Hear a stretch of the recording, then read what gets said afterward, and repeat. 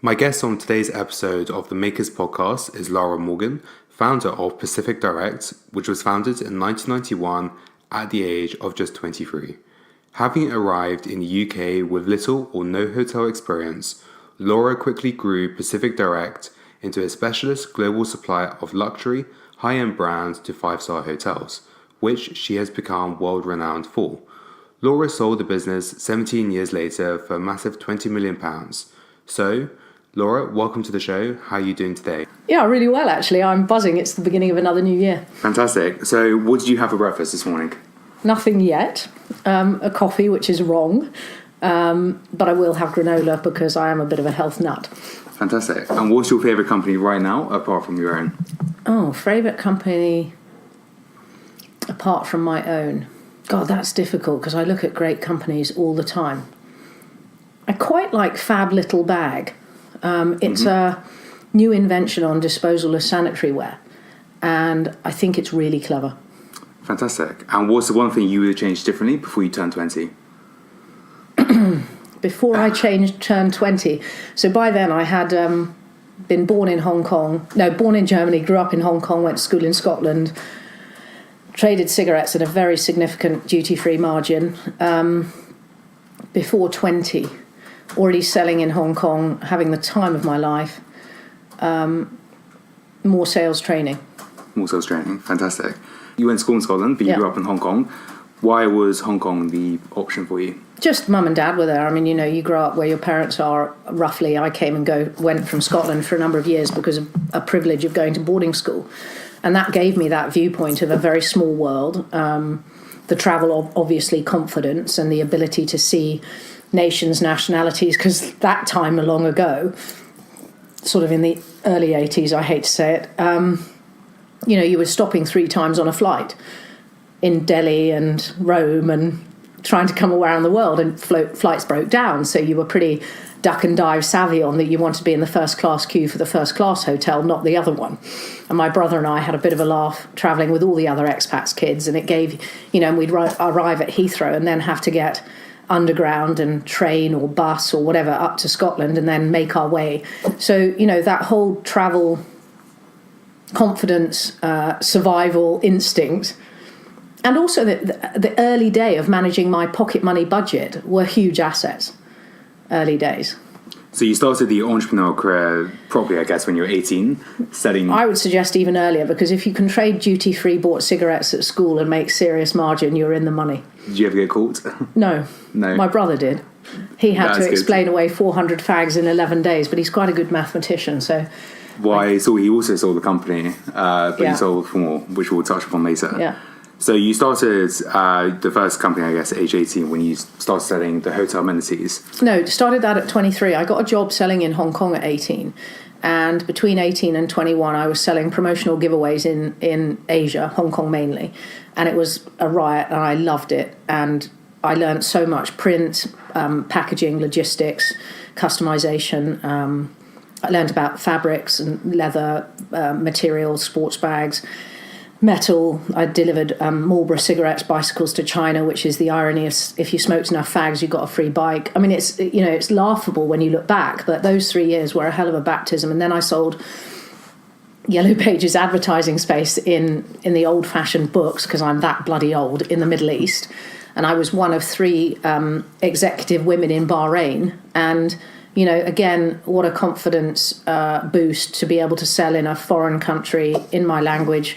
English is the greatest language on earth in terms of the trading language, for which we are ridiculously complacent and stupidly naive and lacking in humility. And that drives me, as you can tell from my attitude, nuts. And, those are the things I did before I then set up Pacific as a one-man band at the age of 23 in the last recession of 1991, because there were no jobs. So you started Pacific Direct in 1993 at the age of 23. Yeah. Where did that idea come from? The idea was there were no other jobs, and I learned a lesson of not being an obnoxious idiot, because initially I turned down the opportunity to sell sewing kits and shower caps, and without lacking humility, when I finally got a grip and realised that was the option, then you have to choose to be the best that you can be, whether it is my limiting sewing kits and shower caps selling that business 17 years later, when I owned 99% of it for over £20 million, is a hell of a lesson in enterprise, because you realise it from little acorns can grow mighty oaks, but much of it is about attitude and resilience. Where did that determination come from? Upbringing, army background, very much self-sufficient in terms of, if at first you don't succeed, try again. Old-fashioned values, if you fall off your bike, you get back on it. Sporting background, competitive little sod. And I guess just an example by my parents in enterprise in Asia. My dad ran his own business. My mum ran her own business. It was that's not abnormal, but it was extremely abnormal to be in enterprise age 23 in Britain in 1991 at my hockey club. And people would like, ooh. And now I'm, allegedly we're quite cool. But it's a long time ago. And your father went bankrupt when you were quite young, which you've spoken quite publicly about. What happened, and how did you get involved in? I mean, ultimately, he was very unlucky, and there is luck in business. And in his case, it was a changing market that he didn't see fast enough. But nevertheless, the computer manufacturers like Hewlett-Packard, who he represented, started going direct to end user, and they squeezed out the middleman. So his business went pop, and that's a real lesson in terms of what's your market, what's your competition, what's the demand. Today there's a great deal happening in publishing, in trading, in online e-commerce, the dysfunctional high street, how that has to change. And if you aren't looking, listening, learning around you and actually committed to what is happening in business generally, then you may die on the vine. So he went bankrupt, and we were told to get jobs. And so Pacific Direct, what were you selling, and how did you grow the business? Pretty much everybody that has listened to your program has unknowingly utilised or perhaps borrowed and not returned, i.e. theft, but actually they've paid for it in their room rate, hotel toiletries. And I am delighted to say that I have supplied pretty much everything to a hotel room other than the bedding and the electronics. So if you've stolen sewing kit, shower cap, shoe shine, vanity kit, shower gel, conditioner, lotion, shoe brush, clothes horn, the whole bloody kitchen, bathrobe, slippers, you name it, I've made it. So do you have also shampoo here now? Actually, I was at one stage the proud owner of £2.4 million worth of shampoo in my life, and my husband still washes his head with a bar of soap. That's pretty good. Pretty good. Yeah. And how did you grow the business so quickly? It's very hard work. And let's not underestimate hard work. So in the early days, I used to get up at 4:45 in the morning, get into my Ford Fiesta 1.1 called Gertrude and drive to London. And I used to deliver products from the back of Gertrude until about 7 o'clock when I could have my first housekeeper meeting. By then, I would have done 2 or 3 deliveries to my customers because I was trying to beat the fish van because he took longer to unload. So everything's about a competition for me. Everything's about speed. And also, if you get down here early, you can run around quickly and there's no sodding other idiot that gets up at that time. So you're already ahead of the game. You're then in meeting mode. You then get out of London by 3 before the traffic becomes horrific. Go via the warehouse, do what you need to do. And in those days, I had a brick called a mobile phone, which was inconvenient, but it worked. And of course, I broke all the rules. In those days, it wasn't illegal to use your phone in the car, so I did.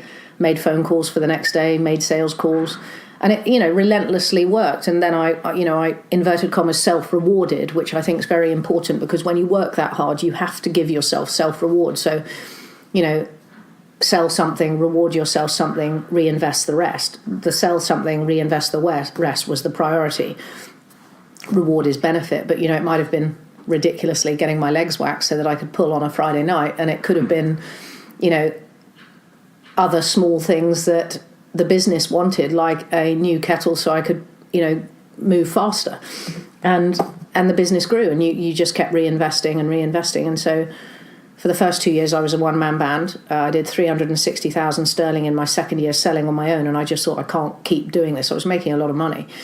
So I employed somebody else, and ultimately that was the rule. Know that I was going to sell enough to pay for someone's mortgage or salary, roughly. But I always saw it as, something in my head about paying their way because it was my responsibility if I employed them, and I would never overstretch. And in those days there wasn't funding available.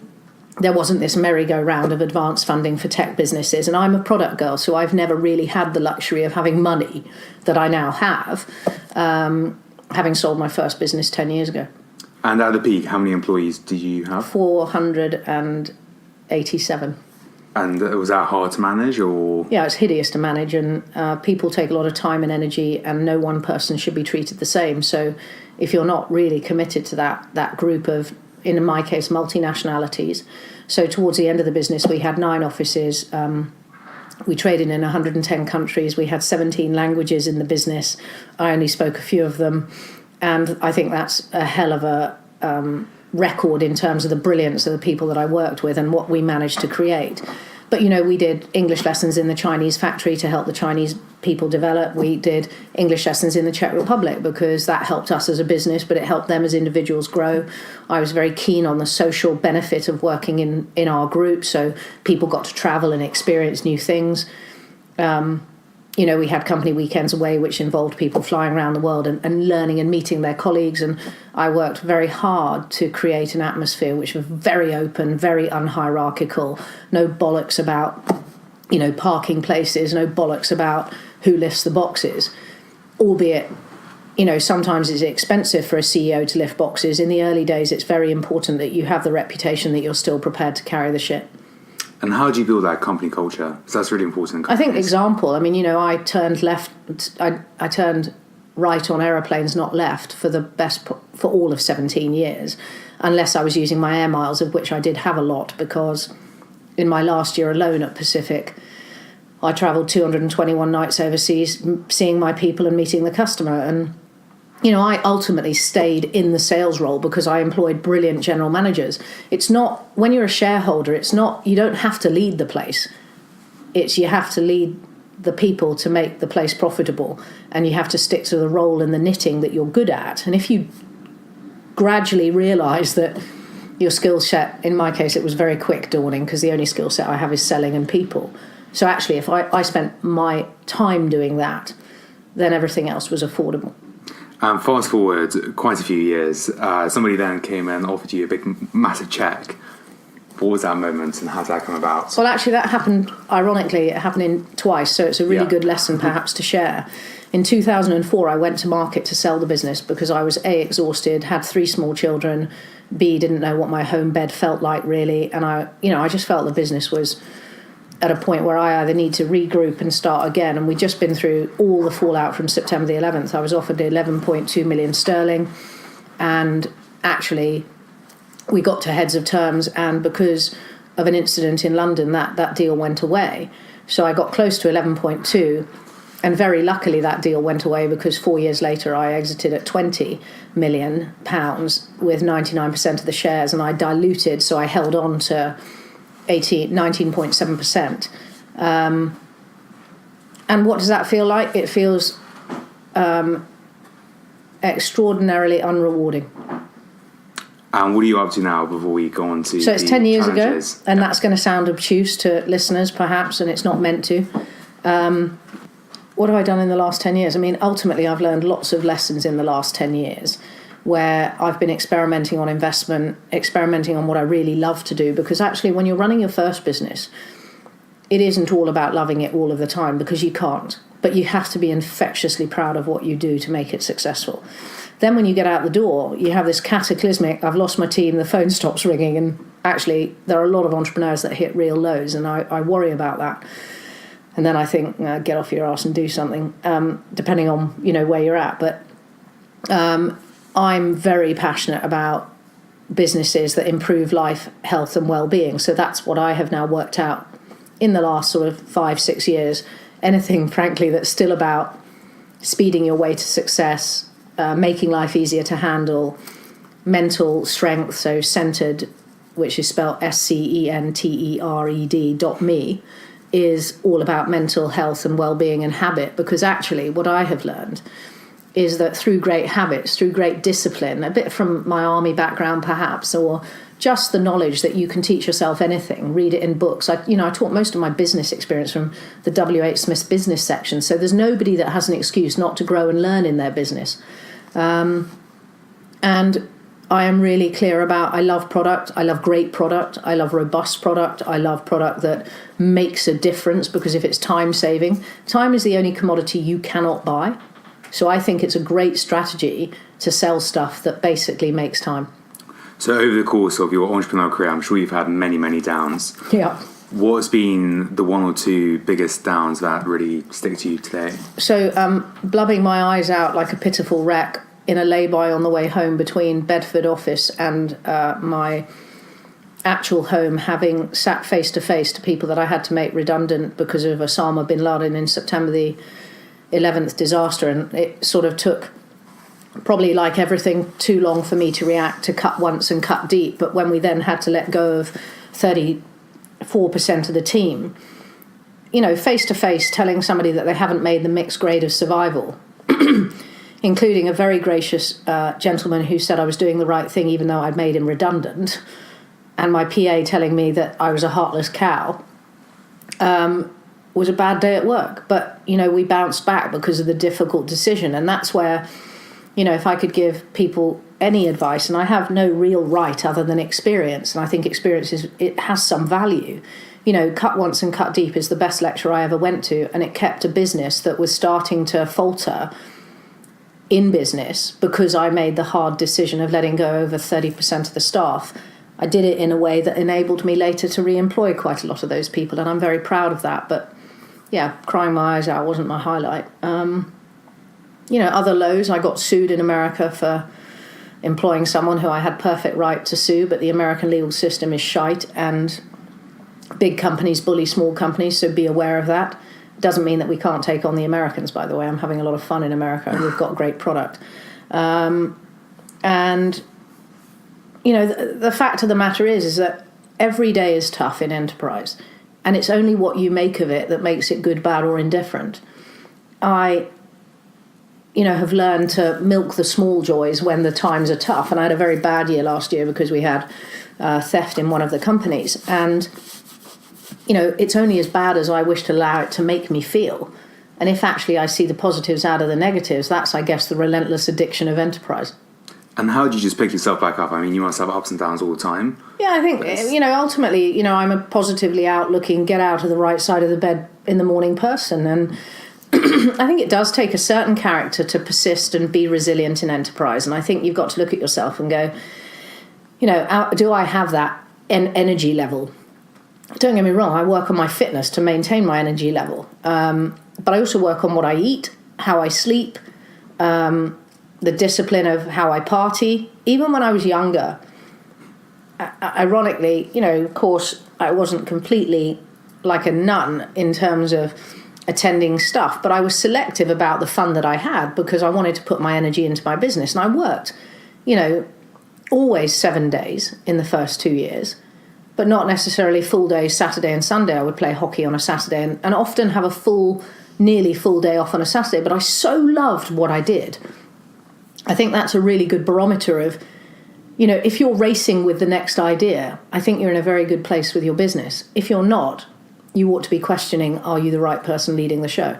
So you talk about your well-being there. How do you spend your day? Usually I get up and exercise, do sit-ups, 51 a day because I'm 51 years old. I exercise about 4 or 5 times a week. I sweat like God knows what to keep myself well. But ultimately, my meetings start at about 7:30. I usually do an hour of giving, so I have morning breakfast meetings where hopefully I'm helping the individual, because I do believe in giving back. I was given a lot of help because, and this is really important, I had the guts to ask. I had the guts to ask experts in marketing, PR, HR, you name it, every business function, how do you do it? How do I go about doing this? What can I learn from you? Sucking it. And if you don't ask, you don't get. And I live and die by that. So now I kind of carry this, I don't know, determination to do a bit and give a bit back. But I won't have coffee with any one direct individual because it's a waste of my time. I have to do double whammy. You saw me meeting 2 businesses this morning when we met. That's because I have this theory that if I can do double that everybody else does, then I'm going to win double anyway. And that doubles up in lots of ways. That's like the exponential economy, and that's like learning about technology, and I'm endlessly teaching myself. But I don't need to be the expert in Facebook ads. I don't need to be the expert in buy now buttons on Instagram, but I do need to be up to speed with what I need to know. So there's a balance to be found about my expertise and the people I beg, gather, recruit around me to be the best that we can be as a machine. And has being a female founder yourself had any setbacks? It did. There's no question, early days it did. I didn't get my first bank loan because I was a woman, and I'm pretty sure of that, childish stupidity. I hope a lot of that's gone. I think, actually, and very honestly, being a woman in business has a huge advantage. I'm unique in the room. When I go into suited and booted rooms, I'm the woman. I'm usually the only woman at the table these days in the senior executive women in meetings, and I think that women need to be more honest about the advantage it gives them versus the disadvantage. In fact, if anything, get your shoulders back, pluck your chest out, be bold, be confident, and be original. And I don't care whether you're a man or a woman. If you are the expert and you can grab my attention and your pitch is good, then frankly, I don't care if you're orange, yellow, or green. So are you doing much angel investing now, or? I'm stopping. I'm stopped in terms of the. That's a lie. If I see a great product, of course I'll look at it. But I'm stopped in terms of my real determination to go out and find, because I have an awesome group with Gate 8 luggage, saving time because you avoid check-in. It's a brilliant, brilliant product, and the zip-off laptop makes it exceptional. The robustness of the product, the lasting wheels, we supplied EasyJet. KitBrix is absolutely phenomenal as an outdoor piece of triathlon OCR outdoor organizer system. It's extremely original in its range and concept. Dryrobe. Your listeners in Asia might like dryrobe if they're kite surfers and windsurfers, but truthfully, it's a brilliant piece of kit for the race skier. I mean, it's extraordinary. Dryrobe is a get changed and stay warm robe, and if you can't pitch your thing in a small amount of time, then think again. Scented is mind-bogglingly brilliant in the sense that a blend of really impressive essential oils can literally give you a habit change. I'll demonstrate. I live and die by my product. I've just taken it out of my pocket because actually, if you demonstrate product and you're passionate about it, smell that. That's so nice. It is, really isn't it? Nice, so It's grapefruit, lemon, myrtle. That's be happy, right? Now, actually, I don't need to be happy, but lots of people around me do because I move quite quickly and I hopefully make people laugh and the de-stress and the focus and ultimately, of course, massive issues around digital detox, sleep well and sleeping well, even for an entrepreneur. I have to admit I used to survive on 5 hours and 40 minutes sleep a night at one stage. So I've had that addiction. But now I do look after myself better, probably because I think I'm going to get Alzheimer's. But actually, truthfully, the products and the brands I introduce to the market or I support in market have a deep underlying time-saving, life-improving benefit. And if there's a product out there that should talk to me on that basis, and it's great, and they're persistent, and they have good manners, they'll find a way through. And you talk about digital detox. How do you relax, or don't you? My relax is a sweat. Really? I'll go for a flipping hard cycle ride, or I'll go and freeze my ass off running around the park, or I do take the dogs for a walk, but I think walking's really boring. Even walking up Kilimanjaro bored the shit out of me because it's too slow. Nice mountain and everything.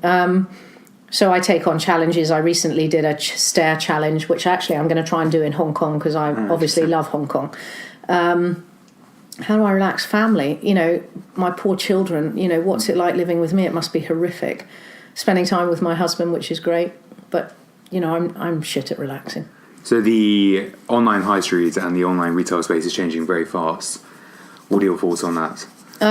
Lots of thoughts, and I think that retailers are going to have to become showrooms with a real integrity to do customer service, product demonstration. I think that there's a whole raft of change from the hospitality sector all the way through to, genuine behemoths of the high street need to get a grip and change the way they're making propositions, serving the customer. Wouldn't it be extraordinary if somebody served me a drink as I entered Marks and Spencer's and said, do browse? Can we tell you anything about the eco proposition? I think that there is a consciousness in the millennials, so everything that I invest in has an eco awareness, packaging, the importance of presentation but not waste. Scented absolutely thinks about the shape and the air that it freights so that we don't waste oil. And frankly, don't waste money. I'm not here to make money for the bloody airplanes and the freight containers. I'm here to make money so that I can give back a lot of money to society and hopefully break the education system back into a place that it works for young people. I've watched my children go through it, and it just winds me up that it's so useless. Yeah, so I think retail is going to have to, I mean, it's the same as the publishing industry. The publishing industry is becoming a video industry with demos to sell products, and we as consumers have to still fight for community value, because getting community together still allows the brains and the power of the many. I did a demonstration in an event I delivered yesterday where, we just brainstormed all the different features of a pencil, and most people get to the list literally. You might get to 10 or 11 or 12 or 15 features and benefits of a pencil, but the top group got 65 features and benefits by sharing around the table their ideas. Now, how simple is that as an idea of how important community is? So why isn't retail thinking about community? I just don't. That's really interesting. I don't understand it. I see it as a very simple equation, but I see everything in business as an equation of footfall, numbers, and anybody that doesn't do their costings with meticulous detail should frankly be shot. So talking about numbers, once you sold your company, was it a relief? Did you have champagne that night? Did you run to the bank to make sure it was there? So I walked out onto a high street at 1:45 in the morning and I couldn't find a taxi. And the transport system was clearly closed because it was London. And I'd signed documentation for 2 hours and 48 minutes with my lawyer. 48 people were in the room, and it was me, my lawyer, his assistant from our side, and we were selling 9 company groups and an international base of factory joint venture. It was flipping kitchen sink, and I got a taxi back to my mother-in-law's because my family were actually skiing at the time, which just shows you the kind of sacrifice you make. And it was a very flat day until 3:25 the next day, where I went to the bank and I said to the lady actually as I went in, they said, do you want to use the machine? And I said, no, I don't want to use the machine. I want to queue up. I'm giving her this had been my actual vision. I have spoken about it, and I think it's really important to have your own personal vision about what happens so that you can celebrate exit. And my celebration was a stupid, pathetic, but hugely important to me piece of paper, which was the tiller receipt. So I slipped it under with my bank account details, and the lady looked at me and she started, looking for my bank account number. And she picked up her pen, and I'd asked for the balance, obviously, and her pen started shaking, and she looked up at me and she said, and I was in tears, it was pathetic. And she said, shall I start again and write it in my own best handwriting? And that is huge. And they're probably not allowed to ask, but did she ask? Of course, she asked. And I said, I've just sold my company. Wow. So I guess one of the biggest retail disasters you had is when you had 30,000 bottles of shampoo that were half full. So that wasn't a retail disaster, that was a hotel disaster. It was to the Londoner Hotel. And the China factory guy had got enough liquid to fill 15,000 bottles full of 30 ml, or to supply the 30,000 I'd ordered with 15 ml. And he in China felt 15 ml was enough to wash your hair with. That was my first custom delivery. And I went and opened boxes and thought, God. So I had to phone up a guy called Tony Halewood and explain that his 30,000 shampoos were half full in a clear bottle looking used. And I just had to be, and it actually was a brilliant lesson, because it taught me that if you are just open, honest, clear with the customer, tell them your problem, don't procrastinate, the world has never ended for me. And I've had literally container loads fall off containers. I've had goods shipped to Croatia, not Korea. I've had somebody print 40,000 pens upside down. I've had slippers, pack it. There will be problems in any business, and in my case, product, and it can be irretrievably damaged. But actually, you always survive. So however bad the days get, just regroup and always tell the customer as soon as you can, because the customer is unfailingly supportive when you're open, honest and genuine. And what did you do with those 30,000 bottles of shampoo? I think, if I'm not wrong, because it was very early days, they went straight to charity because nobody else would have used them. And I was always very keen on reducing waste. Damn it, the reason Scented is going to be launched in, 100% already recycled plastic is because everything I do with Scented is to make amends for the plastic ocean I probably created in Pacific Direct. Wow. So I guess, having sold your business, I believe you were approached by Dragon's Den with Deborah Meaden. How was that? So I've many years ago I was invited to do it. I turned it down because my family was small. Many years ago I was then invited again, and I turned it down because I still felt wasn't something for me. Recently, I was asked if I was interested, and I frankly feel that the model of the program is out of date. I'm not sure if I'm answering your question. How did it come about, the opportunity? I think the answer is that, you know, I do public speaking for enterprise to try and frankly convince people in enterprise that if an idiot like me can do it, pretty much anyone can do it. It just comes down to energy, self-education, perseverance, hard bloody work, more hard work. Once you finish working hard, working smarter as well, you know, and I think you sort of listen to, and I feel, you know, I've honed an art of speaking publicly and I really love it, but I'll only do it very rarely, and I certainly don't do it for free. But I do it for free back to enterprise. And I'm passionate about seeing others realise that if an idiot like me can make millions of pounds and not be complacent and hopefully not lack humility about what it's gifted me in choice, then perhaps others will have the sticking power, because it ain't easy. So the next 5 years, what's the plan? Make £100 million and give it away to break the education system and start it all over again. Would you start your own business school? No. But I'm not a business school expert. It'd bore me shitless. No, I'll find experts to do something. Actually, the Peter Jones Academy, I think, was an interesting model.